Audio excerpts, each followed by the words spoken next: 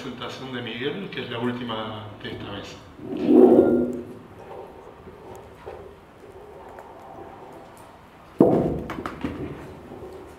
Ahí está. Bueno, muchas gracias, Lionel. Voy a presentar mi ponencia. Se titula Guerra, Dinero y Racionalización, claves para el estudio de los mercenarios modernos. En las últimas 3 décadas, entre las transformaciones que se han verificado en el campo de lo bélico, se destaca la creciente presencia de las compañías militares privadas. La hipótesis de mi trabajo es que existen ciertos núcleos temáticos, ciertos nudos conceptuales en la teoría sociológica de Weber y Simmel, sumamente útiles para contrastar las características del mercenariado moderno. Este trabajo entonces tiene 3 vértices: Weber, Simmel y un fenómeno empírico actual. Por tanto, sabrán comprender el carácter hipotético y preliminar de las afirmaciones que siguen. Este no es un estudio sustantivo sobre las compañías militares privadas, sino que se trata de reflexionar qué tienen para decirnos hoy Weber y Simmel sobre la privatización de la guerra. Como decía ayer Esteban en la inauguración, se trata de una puesta en vida de estas teorías. ¿Qué encontramos en ellos pertinente para encarar potencialmente una investigación empírica de este fenómeno? En el caso de Weber voy a tomar las categorías de burocracia y profesión, y en el caso de Simmel las ideas de dinero y, si llego con el tiempo, de alienación. Resultaría interesante constatar si los diagnósticos sombríos y desalentadores de estos sociólogos sobre la modernidad, que hablan de desencantamiento, cosificación, autonomización de la técnica, mercantilización y deshumanización, entre otras preocupaciones, son también homologables al acontecer bélico y particularmente al quehacer militar. Voy a empezar con Weber. Para Weber, la burocracia coloniza el Estado moderno, incluso más allá de su carácter capitalista o socialista, y dentro de este, en igual medida, le imprimió su fisonomía tanto al funcionariado civil como al militar. Este último un perfil menos asociado normalmente con la burocracia. El ejército moderno de masas es un ejército burocrático, dice Weber. Weber reconoce un antecedente premoderno de los ejércitos burocráticos en la estructura castrense asiática, que él opone al ejército ciudadano típicamente occidental en el texto sobre la ciudad. El rasgo principal de distinción está en la posesión o separación respecto de los medios bélicos. Si mientras los ejércitos ciudadanos están autoequipados, de lo que deriva una relativa autonomía militar, el ejército burocrático oriental está compuesto por soldados militarmente indefensos en la medida que son equipados y alimentados por el déspota, y ello redunda en un ejército, cito a Weber, ciegamente obediente debido a su completa dependencia. Ahora, como todos sabemos, en la temprana modernidad acontece la expropiación de los medios bélicos en manos de los ejércitos de los estados nacionales absolutistas europeos, o lo que Weber llamó el monopolio de la violencia física legítima. Pero según Weber, la burocratización que trastornó al sector público en no menor medida caracteriza también al sector privado. Eso suele olvidarse más frecuentemente. Sí, dice, y esto cito a Weber, la disciplina militar ha sido el patrón ideal de las empresas industriales capitalistas modernas. Entonces, el soldado moderno se halla tan enajenado de los medios de hacer la guerra como el funcionario político y el obrero asalariado. Lo único que verdaderamente aporta el soldado es la fuerza de trabajo, y en el caso del combatiente de la guerra, probablemente la vida. Entonces, en el caso del mercenariado contemporáneo, aunque se trate de ejércitos privados, esto es, no estatales, no es un caso que desmiente la separación del trabajador y sus medios de producción, entiéndase armas, equipamiento, máquinas, típica de la enajenación moderna. En un caso los medios están en el poder del Estado Nacional, en el otro en manos de un capitalista privado. El trabajador está tan alienado en uno como en otro caso. Sí, los tradicionales mercenarios de mediados del siglo XX podían aún inscribirse en la estirpe mercenaria premoderna, los empleados de las compañías militares privadas actuales pertenecen a otra generación. Y en este sentido es que el mercenario moderno tiene más en común con el militar estatal moderno que con su antecedente premoderno. Como señala el profesor Nievas, que va a estar mañana exponiendo también en mesa sobre Nación y Guerra, el mercenario es a la compañía militar privada lo que el artesano a la empresa industrial. La compañía militar privada representa la más lograda racionalización económica de la industria bélica y el ejército burocrático, y en este sentido instrumentaron una transformación análoga a la que el Estado-Nación moderno operó con las milicias premodernas. Los mercenarios pasaron de tropas cuentapropistas marginales y opacas a corporaciones transnacionales diversificadas e integradas, conglomerados industriales y holdings que cotizan en bolsa. Recordemos ahora que el tipo ideal de capitalismo racional que Weber delinea en la Ética protestante y que equipara con el capitalismo moderno a secas, representa un salto evolutivo respecto del capitalismo de aventura, asociado a la explotación de ventajas políticas, militares o en todo caso extraeconómicas y negocios sostenidos por la fuerza. El capitalismo racional moderno, dice Weber, en cambio, se orienta exclusivamente a obtener beneficios económicos de forma sostenida y metódica, usufructuando las oportunidades del mercado en relaciones comerciales entre partes formalmente libres. Que dicho mercado sea la guerra, para el caso no altera el carácter esencialmente pacífico de la competencia. Las compañías militares privadas en este sentido ofrecen sus servicios abiertamente en los medios de comunicación, sus contratos se licitan públicamente, y en el nivel individual podemos establecer otro paralelismo. Los mercenarios de promedios del siglo XX se caracterizaban por una mentalidad económica tradicionalista, como lo define Weber en la Ética protestante. Esto es, desplegaban una actividad económica más bien ocasional, orientada a la subsistencia y el mantenimiento de cierto nivel de vida. Esto es, pautas de tipo estamental. Por el contrario, el mercenario moderno, reclutado entre los elementos más conspicuos de las Fuerzas Armadas de los países desarrollados, resulta un exponente militar del espíritu del capitalismo, en tanto configura su trabajo como profesión. Es decir, en el plano externo desarrolla una actividad económica permanente orientada al lucro y en el plano interno adscribe a la correspondiente ética profesional: compulsión al trabajo, autodisciplina, especialización técnica, obediencia incondicional. Esto nos deposita ante el último tópico weberiano que seleccioné para analizar el mercenario moderno. Esto es el concepto de profesión. En contraste con la vocación, el concepto típico de profesión implica una elección racional. Esto es un cálculo consciente de una ocupación, tanto como una formación prolongada en una institución especializada y un conocimiento experto. Asimismo, supone que se consagra la mayor parte del tiempo dicho trabajo, a diferencia del amateur. Se trata, por tanto, de una actividad sometida a la racionalidad medio-fin. Yo comencé exponiendo cómo el proceso de racionalización occidental entrega por resultado al militar profesional, fundamentalmente a través de la agencia del Estado-Nación, pero en la actualidad no es el Estado, sino el mercado el que nos ofrece el tipo ideal de profesional de la guerra, el empleado de la compañía militar privada.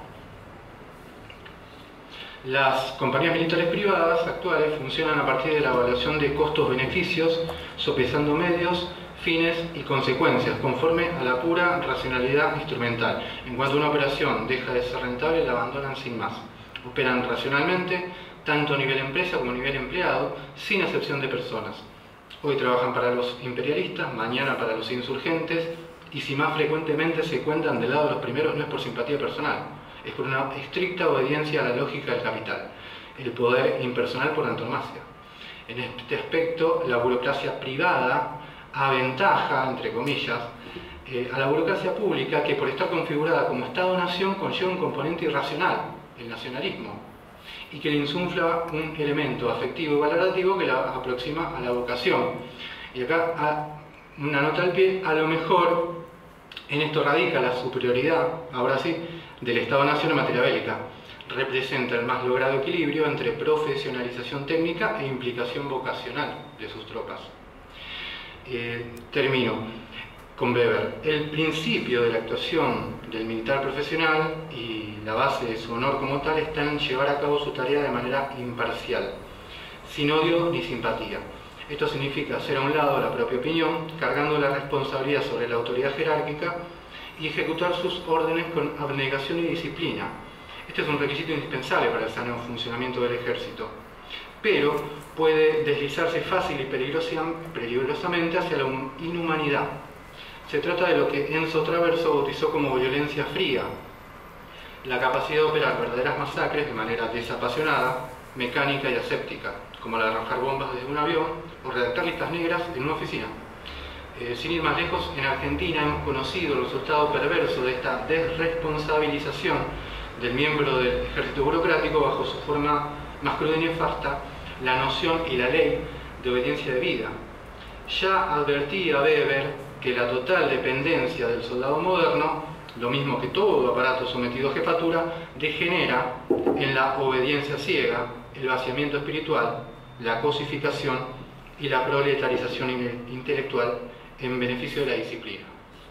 Voy a pasar ahora a Simmel.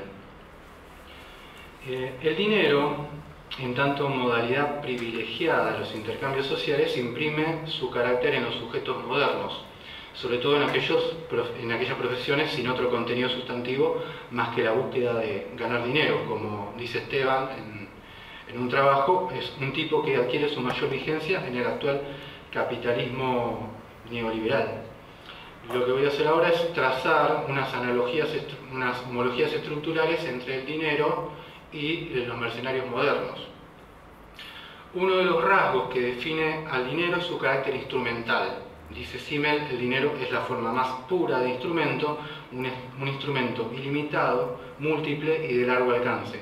Es decir, que habilita una multiplicidad de usos virtuales prácticamente infinita. Sería sencillo trazar una analogía con la amplitud de servicios provistos por las compañías militares privadas y la versatilidad operativa de los mercenarios modernos, ¿sí? Que van desde combate en el frente hasta logística, transporte, desde asesoramiento, adiestramiento, soporte técnico, ¿sí? Sin entrar en detalle. En el caso del dinero, su carácter instrumental se potencia con otra propiedad, su ocultabilidad, dice Simmel. El hecho de que el dinero pueda transferirse fácilmente junto al carácter silencioso y relativamente invisible lo hace sumamente adecuado para lo que podríamos llamar usos secretos. De igual modo, existe una relación directa entre el recurso a los mercenarios y el interés de los clientes en mantener ciertas operaciones ocultas a la supervisión política y a la opinión pública. ¿Sí? La segunda característica del dinero es su carácter abstracto. Esta indeterminación remite a la intrínseca fungibilidad del dinero, su calidad de intercambiarse y de mediar entre mercancías. Dice Simmel, el dinero no es solamente el objeto fungible por excelencia, sino que es también, por así decirlo, la personificación de la fungibilidad de las cosas. En el universo militar, este lugar lo ocupan sin duda los mercenarios. La capacidad de mudar de guerras, de frentes, de objetivos e incluso de lealtades. No es extraño, dicen los especialistas en el tema, que cambian de bando en medio de un conflicto. La completa indeterminación es constitutiva de la figura del mercenario, en el sentido de no estar ligado a ninguna causa por sobre otras, lo que les permite vincularse potencialmente a todas ellas por igual. Esta falta de coloración es justamente lo que los habilita a embanderarse de cualquier color. Dicha neutralidad salta a la vista con solo hacer un repaso de los posibles y efectivos clientes de las compañías militares privadas. Desde el campo gubernamental, estados, servicios secretos, servicios diplomáticos, departamentos de defensa, hasta el sector privado, compañías multinacionales, señores de la guerra, individuos millonarios, incluso organizaciones humanitarias como la ONU y UNICEF, contratan empresas de seguridad privada. Incluso tienen la posibilidad de trabajar para varios clientes al mismo tiempo, lo cual me recuerda una frase de Simmel que decía: el competidor a muerte de hoy es el socio de mañana. Esto, digamos, pueden servir con la misma diligencia tanto a finalidades nobles como espurias. ¿Sí? Voy a pasar rápido al siguiente punto. La tercera propiedad del dinero es la potencialidad. Esto es que su valor es independiente de su puesta en acto. Su mera posesión, dice Simmel, implica una capacidad. El mercenario moderno también tiene esta capacidad. En muchas ocasiones, solamente tomar conocimiento de la presencia de las compañías militares privadas en el teatro de operaciones tiene un efecto disuasivo sobre los enemigos. ¿Sí? Ahora bien, el carácter potencial del dinero también se relaciona con el dinamismo, la fluidez y la movilidad constante que lo caracterizan. De la misma manera, las compañías militares privadas no poseen una pertenencia nacional concreta, están registradas en un estado, tienen sus oficinas centrales en otro, contratan su personal en un tercero, son contratadas en un cuarto y operan en un quinto. Otro aspecto de la potencialidad del dinero consiste en su capacidad para nivelar y posibilitar el intercambio de otros objetos cualitativamente significativos, esto sí. Esto es relevante en cuanto no existe algo así como una academia de mercenarios. Los soldados son siempre formados en instituciones militares estatales y luego reclutados por las compañías militares privadas que los movilizan. Al trasplantar a los miembros de las Fuerzas Armadas convencionales, donde su campo de acción está estrechamente ligado a un territorio delimitado o, en el mejor de los casos, a los intereses geopolíticos de un Estado, al trasplantarlos entonces al sector privado, las compañías militares privadas uniformizan a los militares de diferentes ejércitos nacionales y permiten que entren en un circuito de circulación global en el que se deslocalizan y se valorizan monetaria, pero también militarmente. El último atributo de Simmel que rescata del dinero es su impersonalidad. Para Simmel, los intercambios basados en el dinero dejan la personalidad completamente al margen, es decir, establecen relaciones anónimas. El peligroso giro que señala Simmel radica en que esta objetividad del dinero coloniza las subjetividades modernas, les imprime su estructural indiferencia. Fomenta en aquellos que lo usan una actitud específica, que podemos caracterizar como desapegada, fría o neutra. En el caso de los mercenarios existe una relación directamente inversa entre la cantidad de dinero que cobran y la calidad moral de las tareas que realizan. Mientras más inhumanas, mejor pagan, porque están dispuestos a realizar todas las tareas sucias, a torturar, asesinar, violar, que también son prácticas comunes de los soldados norteamericanos, pero que les causan efectos negativos para la moral de la tropa. Sí, esta disposición psíquica, que Simmel llama cínica, lejos de ser un efecto lateral, es la lógica consecuencia de la monetarización sobre el estilo de vida moderno.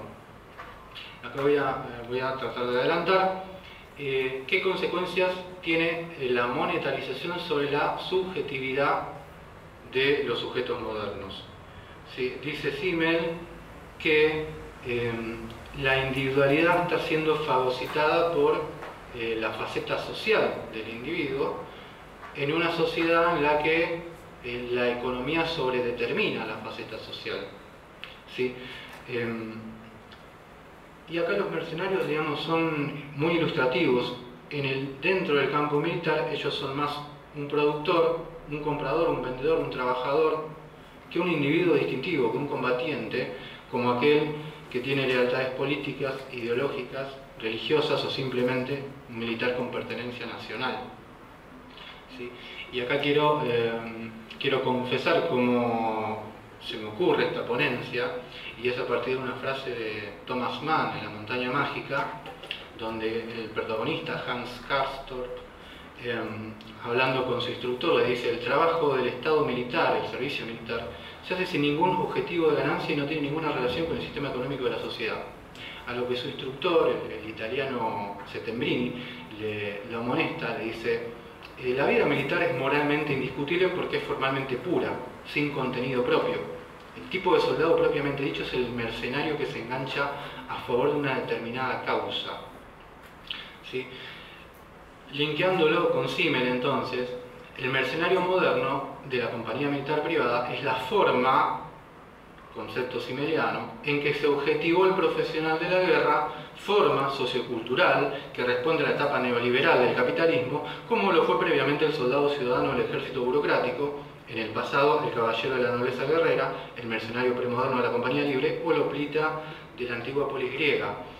Y no estamos haciendo acá un juicio de valor, ni una evaluación moral, ni siquiera técnica, sobre estas formas objetivadas, sino se trata de identificar una tendencia histórica de desarrollo. La singularidad de esta última forma es que se ha desembarazado de otros contenidos ajenos a la dinámica estrictamente militar, es decir, se ha sublimado bajo su propia lógica. Como dice Simmel, que sucede con el dinero, que ayer estaban recordando Natalia Cantomilá y el profesor Weisborg, de que el dinero pierde cada vez más un soporte sustantivo en favor de su funcionalidad. Lo mismo sucede con el mercenario, es cada vez más un soldado que no es nada más que un soldado. Para terminar, entonces, el quid de nuestra argumentación, ¿sí? el tema, el asunto, finalmente es que hay algo del oficio militar, algo en la particularidad del soldado, que no solo, pero mejor que en otra parte, se expresa en su máxima pureza únicamente en el mercenario, pues solamente en él se desarrolla bajo su propia lógica inmanente, libremente, desechando las interferencias y contaminaciones de otros contenidos, Simmel, y otras racionalidades, Weber. En el mercenario moderno se despliegan hasta sus últimas consecuencias propiedades y tensiones que ya están presentes en estado potencial o germinal en el soldado propiamente dicho. Con el análisis histórico de Weber vimos que las compañías militares privadas solamente continúan una racionalización del oficio militar traducida en burocratización y profesionalización que ya había comenzado con el ejército regular a través de la agencia del Estado-Nación. El enfoque de Simmel nos revela que, con la maduración de la economía monetaria, en el mercenario moderno solo se exacerban los rasgos propios de toda forma militar, esto es, su instrumentalidad, su fungibilidad, su potencialidad y su impersonalidad. Y en esto consiste precisamente el aspecto trágico de la modernidad que señala Simmel. Dice Simmel que lo que termina destruyendo al sujeto yace en su propio sustrato más íntimo, ¿no? Weber agregaría que la única forma de no quedar atrapado en esta carcasa vacía de la pura funcionalidad, en la disciplina marcial y la obediencia ciega de la ética profesional, es encontrando un motivo extramilitar, un valor autónomo, y comprometiéndose con él con una convicción íntima, a la vez que con un sentido de responsabilidad.